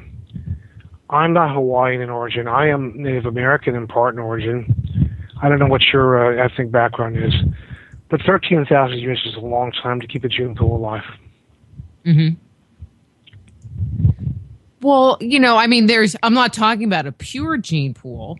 You know, I mean, one of the things, okay, so one of my theories is that, you know, there was an interbreeding with a native population, you know, or,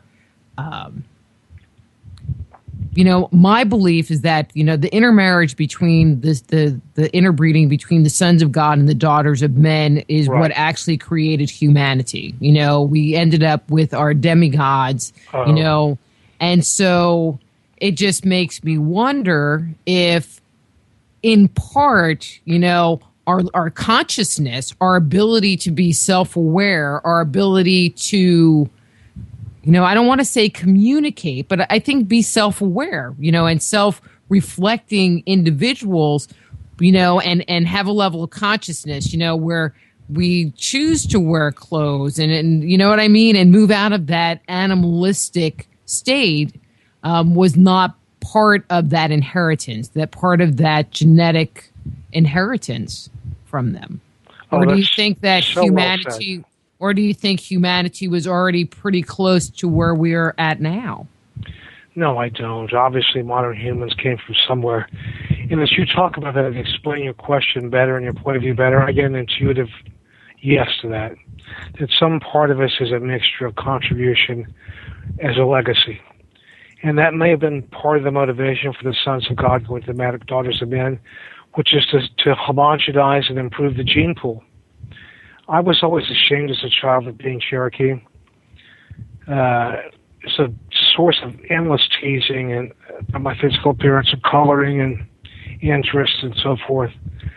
But I really believe that I have an inheritance from that everybody probably shares, because the Native Americans were not the only people that actually interbred with visitors. You've had people on your show who've talked about the relics and monuments and strange artifacts that are left over, even in the Midwest. Ross Hamilton in the Ohio River Valley, for example. And what that says to me is that there was an previously unimagined degree of travel between advanced beings and contact with local civilization. So yes, modern humans probably emerged from a gift from Atlanteans. I'm going to say yes to that. I have no evidence about it, but the fact pattern lines up, and my truth meter chimes right.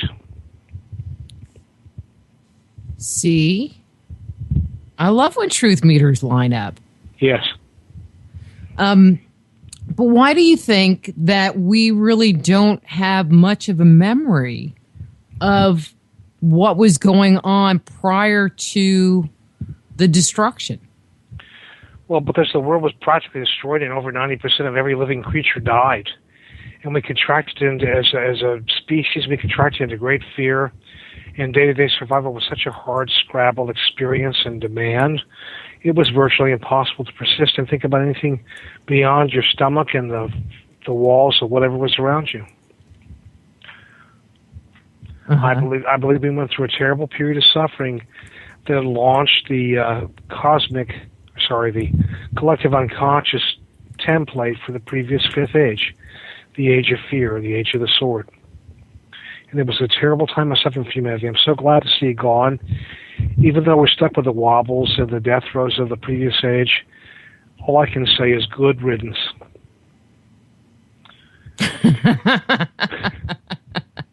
And so when you talk about these different ages, I mean, what is that based on?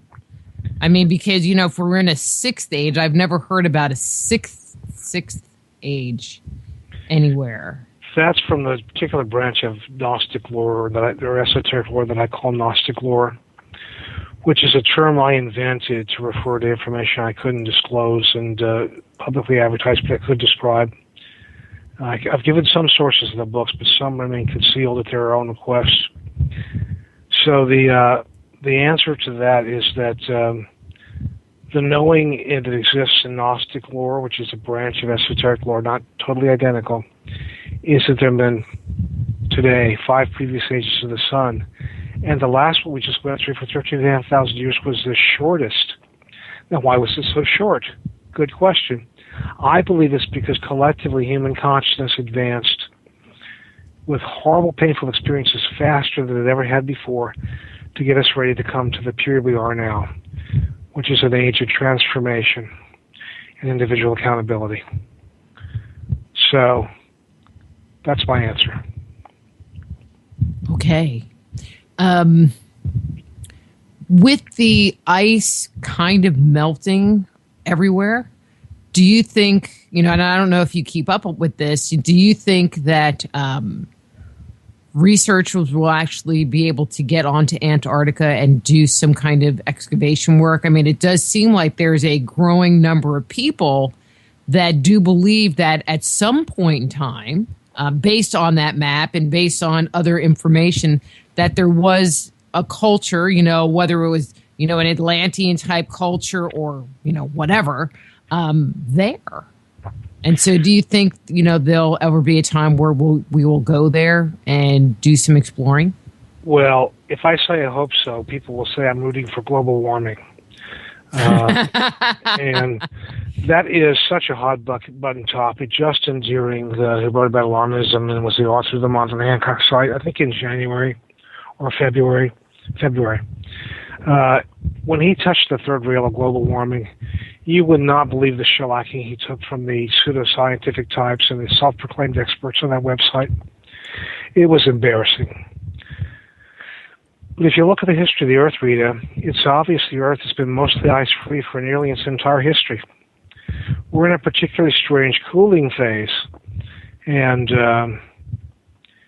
I believe that what may be happening here is the planet is returning to some sort of homeostasis.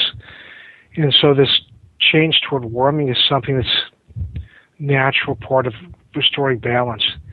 Now, if you look at every other planet in the solar system, except maybe Venus, every other planet is warming. I don't think they're being affected by our aerosols, hairsprays, or use of petrochemicals. I believe what's happening is a solar phenomenon, and that the Earth is probably headed toward a warmer period where it was for most of its history. Now, if that happens, the one upside, despite all the unimaginable dislocation and suffering and abrupt or gradual changes people have to endure, the one upside is the Antarctica ice might melt, and we might be able to see what's underneath there. Now, will that happen? In my studies, I do read a lot of science with multiple science degrees and postdocs in science and that kind of stuff. I constantly read science. With what we see in Antarctica is that the ice shelf on the greater Antarctica side of the continent is actually increasing.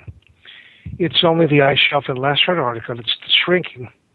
There have been 3 active volcanoes discovered into that, so they may be warming from the heat produced by those volcanoes. And thus, the assumed planet-wide global warming based on the Antarctic ice may be a misconclusion. If those volcanoes became more active, however, they could contribute to further melting of the ice sheet. If so, it would be very interesting to see what's underneath. I'd love to know, wouldn't you? Mm-hmm. Oh, I would love to know what's going on under there. I mean, there has been speculation that there actually is a pyramid there as well, which would be very cool to go find out if there is. Yes, I agree with you there. So, go ahead. Because the pyramidal structure seems to be very ancient. Well, in my video that I'm almost halfway through putting together, I have all the text done, and now I'm actually doing the video part. I have a theory about pyramids, and I'm not going to disclose it. So you just have to wait for the video to come out. Oh, that's great. I'll be waiting on the edge of my seat. Anyway. I'm seriously interested in that, Rita. Seriously. Because I don't know. Well, what this video that I'm working on looks at art and architecture from an artistic perspective, based on the iconography, the characters involved, the figures, the hand gestures, what we're actually building, how we put it together. And when you look at it from that perspective, it really does offer a very different view of what's going on, a very different view. And so that's all I'm going to say at this point in time until I kind of get my little spiel together, the little cell package. Thank you for the tantalizing carrot. Thank you. Yeah. Because it's going to be a full length. That's my goal, is to make it a full length feature video, not a little snippet like I've been doing on YouTube, Science and Spirit Meets on YouTube, or the Just Energy Radio YouTube channel. You can find all the little personal videos that I've been making, which Lou and I have been talking a little bit about. Okay, so, we went through this whole phase of funk, but where do we go from here? I mean, where can we go from here? Well, the only thing we can do is advance individually and personally by radical personal responsibility or accountability for everything we experience. Now, there's this New Age kind of view that we create everything in life. I don't believe that. I believe we create a response to the experience of the events in life, but I don't think we create life itself. I think life exists, and there are all kinds of people here with free will. And if you go in a restaurant with a New Age person and they get a dessert they like, they say, look what I created. Well, I think actually the chef did it, and the person that shopped for ingredients did it, and the growers did it. But I don't mean to therefore endorse the New Age view that, or slam the New Age for this idea that we create everything, but I do think we create by the process of filtering, interpreting, and responding our own internal reality. And that is where people need to focus. That's why Volume 3 of the series is about the ancient Atlantean meditation, which was used in the school of Pythagoras, that actually allows people to transform and begin moving forward in their spiritual journey and discovery in life. I don't know whether I sent that to you or not, but I'd be glad to. I don't... See, I thought there were 3 books, but when I looked on my bookshelf, I only saw 2. I don't know. It's been a rough couple of months, Lou. So, it could be there. I don't know. Anyway, but I'm good today. Yes, you are. You're great today. I'm good today. Oh, man. And then you said that. And now I had a really great question. All right. We were talking about the ancient Atlantean meditation. And it's in Volume 3. There's some other more. No, it was something else that you said that I wanted to ask about. All right. Anyway.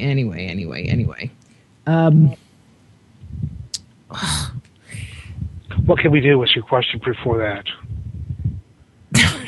And I say it's a time of radical personal accountability. And one of the most powerful tools I've ever encountered that requires no belief, no spiritual or religious belief system, requires adopting no faith, is a very simple 15-minute daily meditation. It has transformed people's lives all over the planet. It was what Pythagoras used in his school to cultivate ultra trustworthiness and spiritual attunement in his students. It is based on the first 3 letters of the Atlantean alphabet, the Goj alphabet, in flat form. And that material is available in a low-cost booklet along with an engineered soundtrack to eliminate timekeeping worries. So that's what I think we can do. And I have put it out there and made it at cost, basically, or below cost, actually, and made it available to anybody who wishes to adopt it. Consider doing something alternative, radical, that simply involves 15 minutes a day. There are also some optional healing prayers in that book, whereby you can contact the Holy Ghost or your high self, or your guardian angel, or Amakula. And there's some modern psychological strategies in terms of how you use language to shape your reality, to try to correct some of the deficiencies in English in which a false worldview is continuously created, which is why so many legal experts are around and why lawyers earn such a good living. As one very high-powered LA lawyer once said to me, there are at least 3 possible interpretations of every English sentence. I believed her.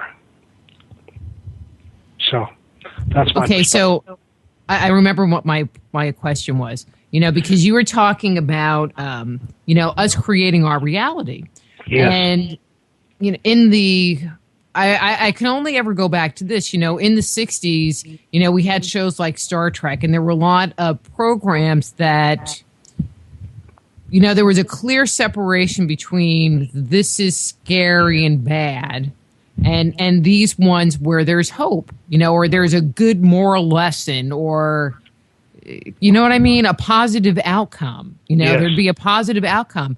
And today programming is just negative outcome, bad outcome. Everybody dies. They blow up, something awful.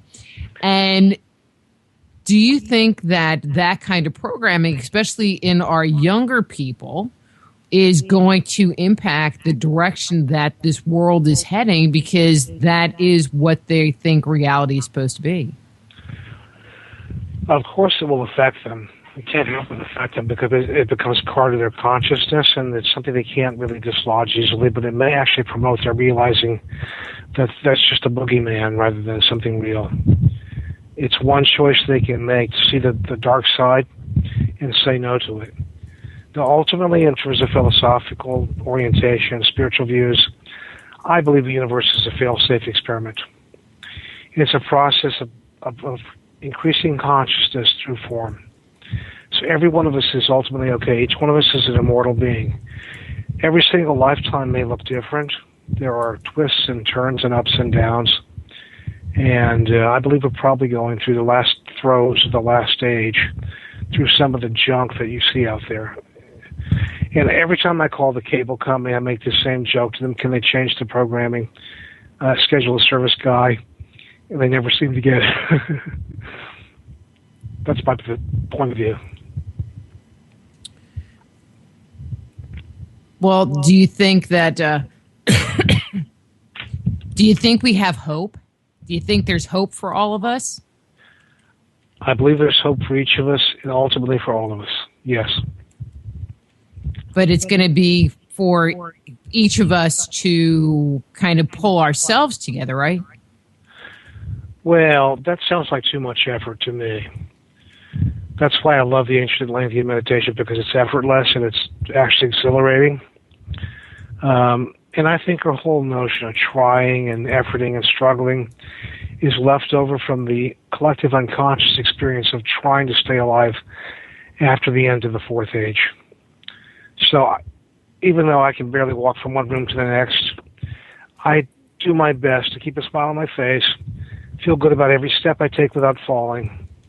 And that's what I can do, because that is the space of my unconsciousness at which I have some say. I can make choices, but I can't make choices for you. The Gnostic teaching is that each of us has free will, and no matter how good it would be for somebody else, you can't make choices for them. You can only be responsible for yourself.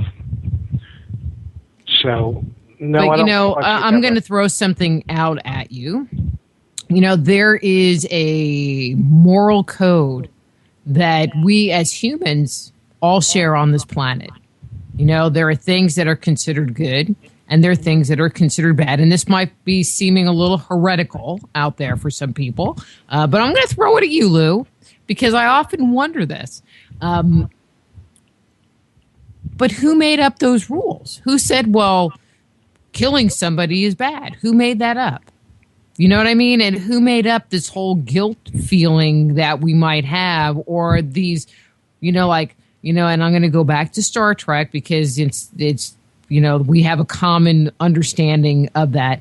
If you were a Klingon, killing somebody in battle would be a good thing, or, their base morality is different. And even their base morality is not all that different from our morality, but it is different. And I can see where in other places, on other planets, in other cultures, where what they believe in, and what their base morality is completely different from what ours is. Like Logan's Run, well, when you're 30 years old, you have to go and be eliminated, or recycled, or whatever they called it, and that was just part of their life, and it was just accepted. But do you think that the rules that we have, and the idea of what is right and what is wrong and what is good and what is bad is actually a universal law? Or do you think that, sorry, I'm getting a little heavy here, or do you think that it is something that we created for ourselves? Well, the presentation that you talked about in Star Trek is the idea of anthropology of cultural relativism. And I'm just too wrapped up in my own views of the world and, whether terrorism is good or bad and that kind of stuff to be very objective about it. But I can tell you that that in esoteric lore, Gnostic lore, and in my teachings from Lonnie and Huna, there's a great confusion between morality and ethics. And morality is so widely misunderstood, or moral is so widely misunderstood and misused, that people fail to grasp the difference. So to clarify briefly, ethics are rules or laws. They're based on intellectual, dry, cool abstractions. And they're generally fashioned into mental codes of conduct. Their aim is to constrain, direct, guide, control behavior. They're frequently enacted as laws. By contrast, in my spiritual tradition, morals are values-based attitudes and actions that are intended to sustain life, support life, including the use of each person's free will. In a Gnostic lore, when morals and ethics collide, my spiritual tradition favors morality over ethical codes of conduct. I give the example in Volume 2 of Miette Gies, who hid the Anne Frank family, and talked about her choice between morality and ethics to support life, even though she risked being executed for breaking the law. So, personally, I believe that morality is universal. I think it's not something that's culturally relative, but things like respecting life is something I consider to be universal. Now, when you talk about guilt, the question is, how could we feel guilt? I believe guilt was built into the human psyche for one purpose, to allow us to feel remorse about immoral actions. It's been misused by institutions and authorities and governments and teachers and everybody else as a psychological control mechanism. The one thing you know, though, is if you feel guilty about eating too much chocolate cake, is that you'll do it again. Because for us, psychologically, guilt serves as penance. Because you sin, you do something wrong, you pay for it by beating up on yourself with guilt, and then you're free to sin again. Have chocolate cake another time. I know, but who made that up? And why do we do it? And why is it so ingrained in us? It's a cultural feature, and it's been used to control people since the time of the Roman adaptation of the Christian faith, or the radical faith that Jesus taught, and turning it into a state religion. That's how they control people. Look, when they couldn't make a list of rules that people had to follow and people continue to misbehave, they came up with a list of things you're supposed to do, but you didn't know about it or you forgot to do. That's what sense of omission and commission are about. It's a social control mechanism, when in fact each of us has built into our psyches a moral compass. If you really hurt somebody, you know what's wrong. In ancient Hawaii, archaic Hawaii, the one sin was considered to be to hurt somebody else. And that's where the practice of Ho'oponopono came from, which is to heal hurts. In the archaic Hawaiian view, hurts were seen as wounds to the psyche that created an ongoing infection between parties. That ongoing infection had to be healed by seeking forgiveness and making amends. When I went through spiritual training, I had to make a list of everybody who had hurt me in my life, or whom I had felt I hurt. I had to contact every one of them, kind of like a 12-step program on steroids, and remind them of the incident. They all remembered, apologize or ask an apology, and either make amends, offer to make amends, or to accept amends. So I think our use of guilt is a misuse of something that's naturally, morally part of our fiber, and it's part of the instrument of control complex that the institutions have foisted upon us for a long time. It's a human condition problem, in short. You know, but it's not anything new. It doesn't have anything to do with the church. It totally predates any of that. I mean, it goes into deep, deep antiquity. How far back would you say? Well, I read, because I'm such a nerd sometimes, and I did not admit that on air. But anyway, I read a couple of books on Sumerian and Babylonian law. And they had a very well-developed system of laws that included laws of, to a certain extent, morality. I mean, you know, not a ton, but, you know, if you're married, you can't have an affair and that kind of thing. Kind of like you would find like the Code of Hammurabi, that kind of thing. Right. Where there are laws about possessions, but then there were laws that had to do with morality, and and they dated some of them kind of circumstantially based on linguistics, because there were words that were used that were ancient words. So like today in legal documents, it might have some Latin, like e pluribus unum, or, some Latin phrase to say something. And, but we don't speak Latin. And so they had the same kind of thing where they had Babylonian documents that had Sumerian words and phrases that told them that that concept was actually a much older concept than the documents they were actually reading. So it was very interesting. Well, I'm not sure how much older is, but I do believe this kind of nonsense has gone out throughout the Fifth Age, starting 13,500 years ago, because the Atlanteans and the high civilization or lost civilization inhabitants lived in a way in which they knew each other's hearts and minds, they shared values, and they lived a guilt-free life. And they functioned harmoniously like an upward evolutionary spiral of life. So has that happened in the last 5,000 to 10,000 years? Probably yes. And it started as an ugly seed very early on and blossomed into a progressively crossbred hybrid in every culture that developed since then. And what you're talking about are ethics in terms of codes and laws and a mixture of morality and ethics. And so what people have tried to do for a long time is to use ethical principles as if they were moral principles, when in fact they're not. All right, so I'm going to ask a really bizarre question. I mean, something that's just really a little bit out there, but maybe you've run across it. I mean, it doesn't have anything to do with our conversation, but maybe you've run across it, and I don't know. But one of the things that you find that comes to us from antiquity is this concept of a sacred cow. Yes. Like the cows are sacred in India. And, in Norse mythology, that was one of the very first creatures was a cow. There are cows everywhere. Do you have any thoughts on that whole idea? Why there are certain animals, especially the cow, that was venerated?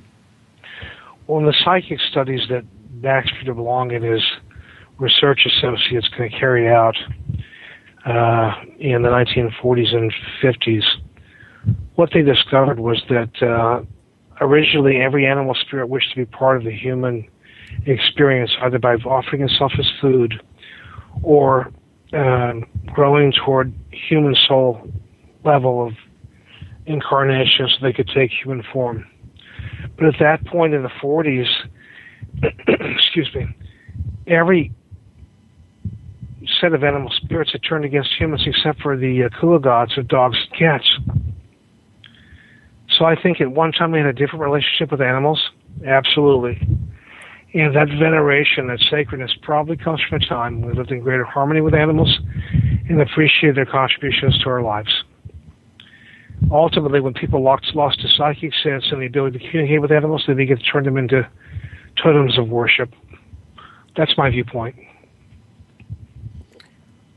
I mean, do you think, one of the things that I believe is that many of the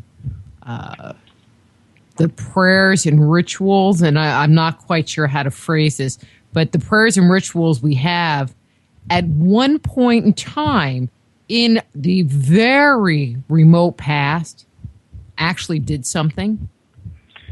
I believe we've lost the formula for effective prayer. And it's non-denominational, non-religious, but it is a way of creating excess life force or mana and transmitting it along with visual pictures to the spirit world or to your Amakua, your high self. And that is the only kind of effective prayer that works. But it was misunderstood and misused by priests and other parties by taking the life force from animals through sacrifice without their permission in order to create some psychic or powerful personal effect. And that's a big heretical topic, but I believe we've lost sight of what's really happening here and how to pray. And how you actually do that, whether you believe it or not, whether you accept it or not, it seems to bend the time-space arc, the continuum for people who actually pray effectively. And that means clear pictures, contact with the spirit world through the trustworthy firewall of your high self, and transmitting the requests, the seeds of the conditions that you ask to be brought about, along with surplus mana or surplus life force. The human sacrifice stuff that started in the last stage was all about stealing people's mana to make priests more powerful. And I think we've done the same thing with animals, and I think we've been in a mess of immorality for a long time. Well, but it seems like when we developed agriculture, there was a whole lot of things that changed. But again, that was when you're talking about the beginning of this fifth age, and everything just changed. Well, even Alexis de Tocqueville and other people that studied Native American cultures talked about the way they venerated the spirit and the contribution of their animals to the tribal life, and how every part of the animals was used rather than discarded for some productive purpose. That's a whole different point of view and moral perspective than we have in our callous factory farming culture today. Who was that French author? I don't remember his name. But the guy that came to America and wrote all about Native American cultures and idealized them. Michel de Montaigne. Yeah, don't know. He's worth reading, because he will give you a picture of the way truly indigenous people functioned. And in my experience, indigenous people in various parts of the world function that way today. It's the westernized consciousness that's taken over things that intellectually sees it as just and animal, as opposed to a living, divinely inspired spirit. But it seems like when you interact with indigenous cultures, they still have, you know what, I'm looking at the clock. I need to stop. Lou, if people want to get a copy of your books, Gnosis Onward, Volume 1, 2, and 3, what's the best place to send them? Well, they go to my website and get them a discount. They get a smaller discount at Amazon.com. They just either go on the website, click on the covers of the books, or go to Amazon and type in Gnosis Onward. Gnosis is spelled Gnosis. And your website is? LewGraham.org. LewGraham.org. Okay. Because the music is going to be coming up here in a second, which means our time is up. And thanks for coming on the show and sharing your wisdom and insights with the listeners. My pleasure. Thank you for the honor, Rita. Well, it was a pleasure having you, Lou. Dr. Lou. I didn't even play with my slinky or anything. I didn't hear that. No, it's great news. That's good.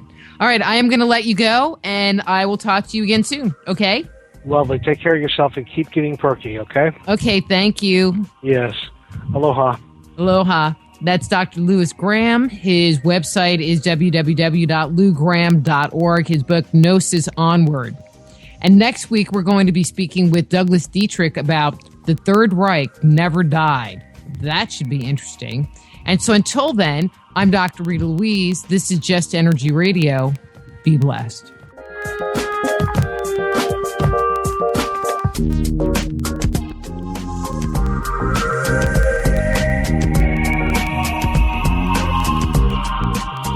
Join host Dr. Rita Louise each week at this time for Just Energy Radio. Point your browser to www.just-energy.com